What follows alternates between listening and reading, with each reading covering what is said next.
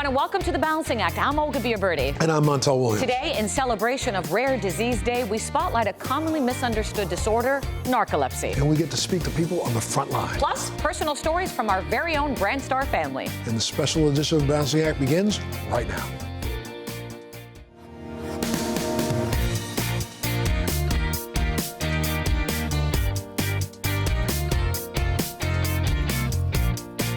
Narcolepsy is a rare neurological disorder affecting an estimated 170,000 Americans. It can be difficult to detect, but it can take up to a decade or more just to diagnose. That's right, Montel. And while close to 50% of patients begin developing symptoms in their teenage years, narcolepsy may also be found in children. Symptoms may vary between people living with narcolepsy, but all of them experience excessive daytime sleepiness. Well, let's meet Lindsay. She was noticing changes in her child that left her searching for answers. When Noah started preschool at age 4, he suddenly started taking naps every day. Next thing we knew, he was taking 2 to 3 hour long naps every single day.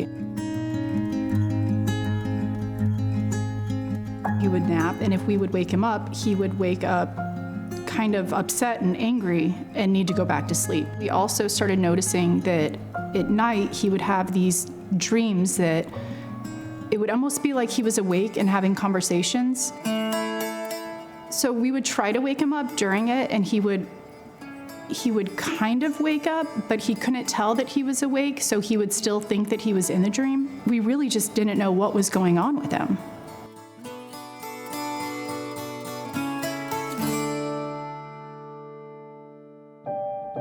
Dr. Chris Winter is a board-certified neurologist, clinician, and board-certified sleep specialist with over 30 years of clinical experience. Narcolepsy is a chronic neurological disorder that affects an individual's ability to maintain wakefulness or sleep. So it's really a disorder of state instability. The symptoms of narcolepsy include excessive daytime sleepiness, which is the cardinal symptom of narcolepsy and present in all patients who have narcolepsy.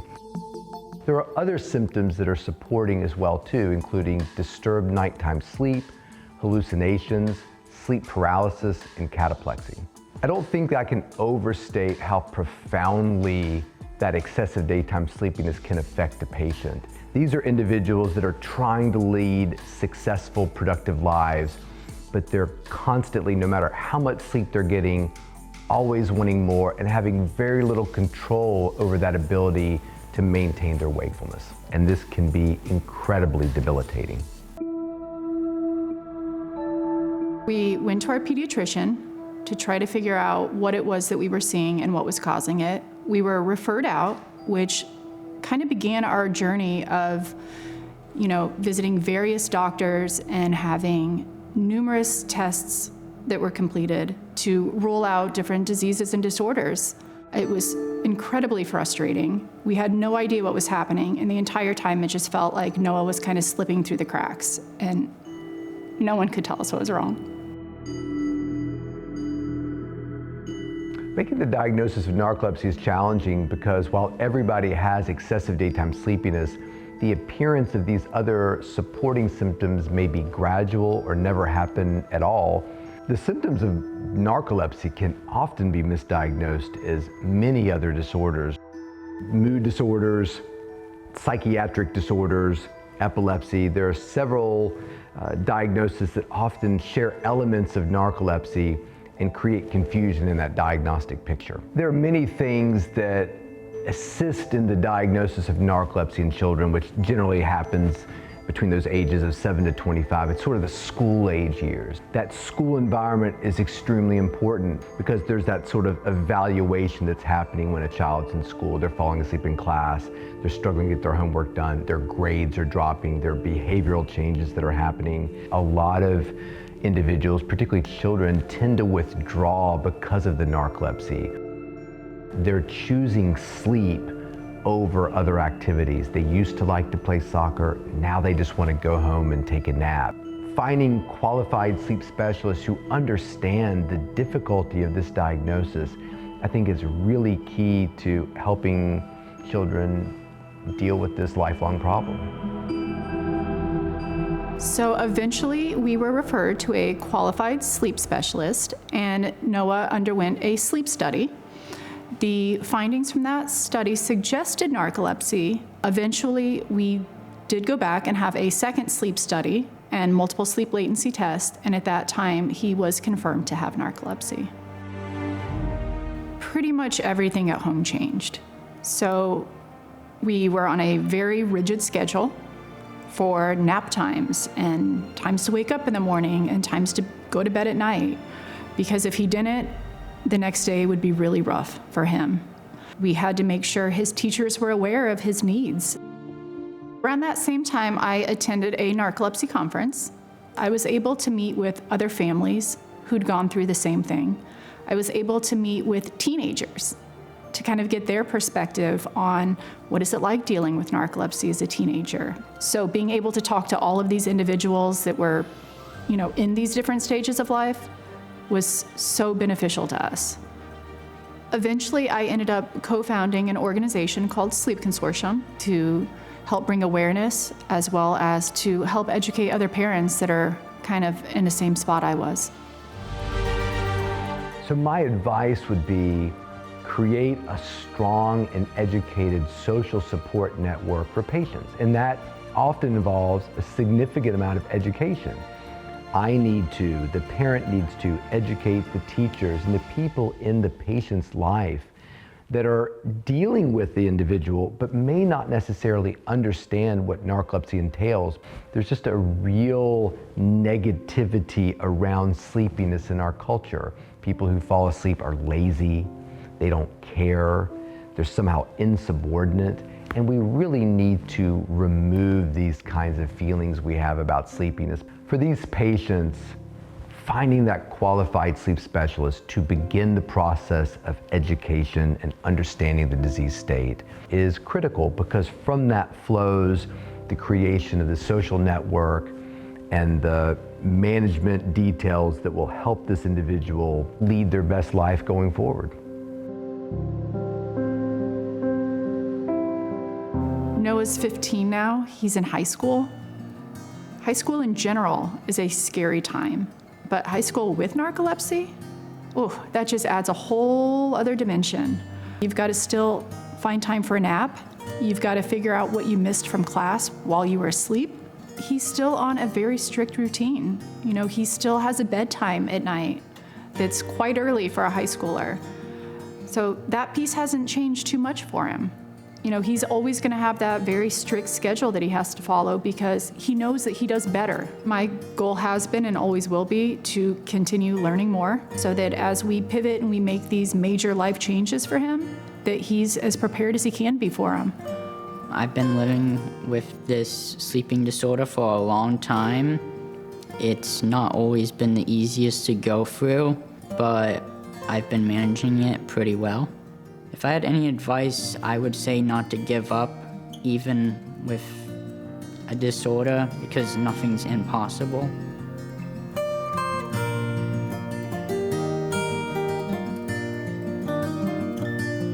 For more information on narcolepsy, talk to your healthcare provider and visit sleepconsortium.org. And if you missed any part of the segment today, you can find it in our website, thebalancingact.com.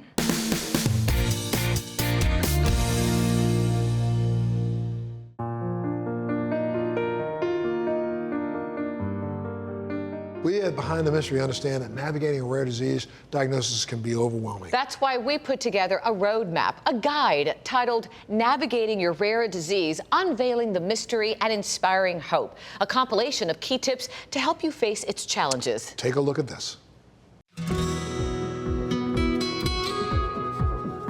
Once you've been diagnosed with a rare disease, it's crucial to find a healthcare professional who specializes in your condition. There are many steps to consider, such as consulting with a primary care physician and finding a specialty care center.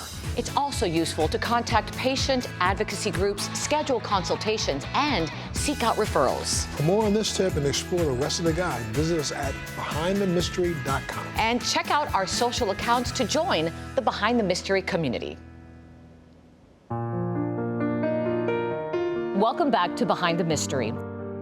We at Behind the Mystery understand that navigating a rare disease diagnosis can be overwhelming. That's why we put together a roadmap, a guide titled Navigating Your Rare Disease, Unveiling the Mystery and Inspiring Hope, a compilation of key tips to help you face its challenges. Take a look at this.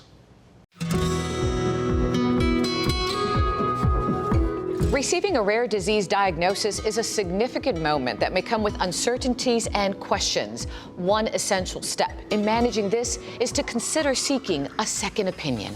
This can offer valuable insights such as confirmation of your diagnosis, exploring management options, clarifying a prognosis, and providing peace of mind.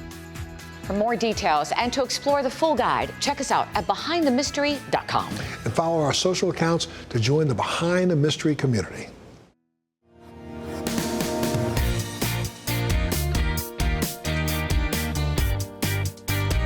This Rare Disease Day, we're proud to have Wendy Erler from Alexion, AstraZeneca Rare Disease, in studio with us today to discuss Alexion's focus on 2025.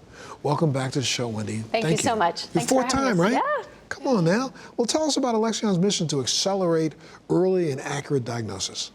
You know, Rare Disease Day gives us a really big opportunity to raise awareness, and one of the things families need most is access to information and getting a diagnosis early. The rare disease journey starts with an arduous path to finding out what's going on. Well, you know, rare disease diagnosis can happen to anyone, anytime, and often impacts generations of the family, making health equity really essential. What's Alexion doing to help us? We have a lot of projects focused on health equity. Having a rare disease is an inequity all by itself. So how do we close that gap and make sure people have access to health care and resources?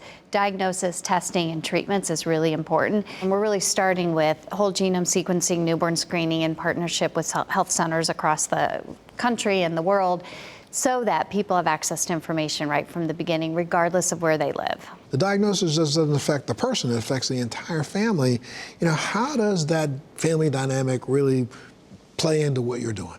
One area that we're really trying to help in is thinking about siblings. A lot of these families have a child with a rare disease, and then those kids have siblings, and how does this experience impact them, and what support do they need, what information do they need, what access to resources do they need, and where can we help make those connections?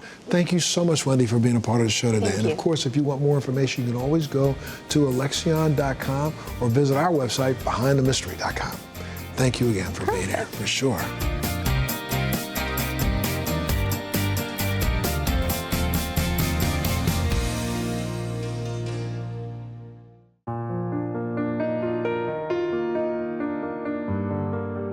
We at Behind the Mystery understand that navigating a rare disease diagnosis can be overwhelming. That's why we put together a roadmap, a guide titled Navigating Your Rare Disease, Unveiling the Mystery and Inspiring Hope, a compilation of key tips to help you face its challenges. Take a look at this. Receiving a rare disease diagnosis can be isolating, but connecting with others who share similar experiences can provide invaluable support and understanding. In these support groups, you will find shared understanding, information exchange, emotional support, advocacy, and empowerment. There are many ways that you can connect, from online platforms to local meetups to patient advocacy organizations. For more on this tip and to explore the rest of the guide, visit BehindTheMystery.com. And you can join the Behind the Mystery community by following us on our social accounts. Welcome back to Behind the Mystery. The inspiration behind the Mystery was my daughter, Alana Jacqueline.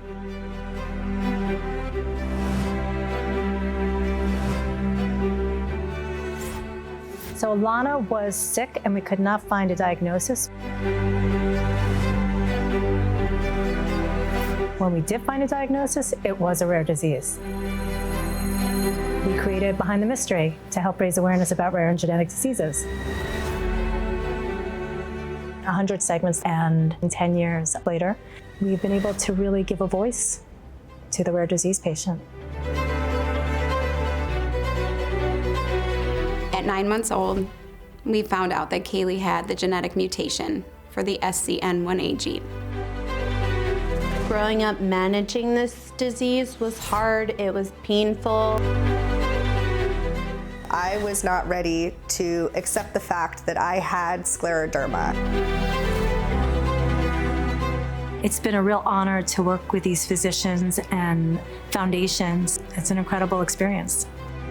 I think it's important for patients to be partners with their doctors. And we create meaningful opportunities to partner with patient advocacy groups like the Wilson Disease Association and the American Liver Foundation. Your family and your friends, they truly don't understand what it's like to have a rare and chronic disease.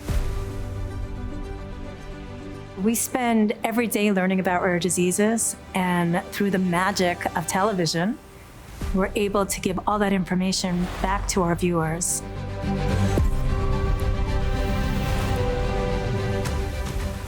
We desperately need new medications and treatments for these children.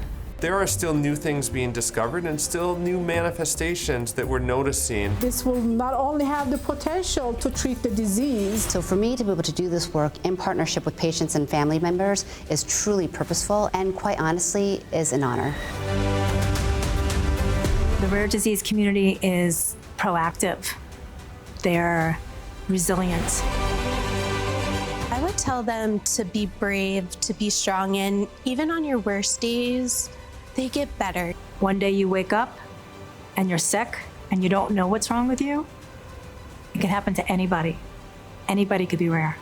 At that point, I just felt like I needed to do something that would help my son as well as the other children that would come after him. We want everything in life that you want. We just have to go about it a little bit differently.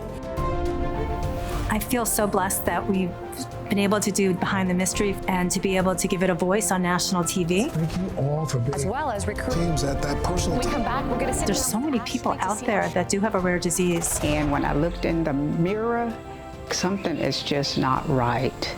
Growing up, I didn't really think I'd have a future to plan for. If we do not focus on cures, we're not focusing high enough. Behind the Mystery has given rare disease patients a platform. We found out the more input, the better. Because that support is so important. What we have to focus is on the brighter and the beautiful side of living. And people are finding community.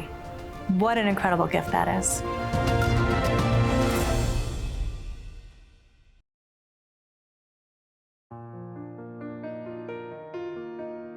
My name is Molly. I'm the co-founder of the Behind the Mystery series, and I raise awareness in support of my brother and daughter. My name is Claire, and I raise awareness for rare diseases in honor of my grandfather who had sarcoidosis. My name is Gabrielle, and I raise awareness for my friend Kara with Lance Adams syndrome.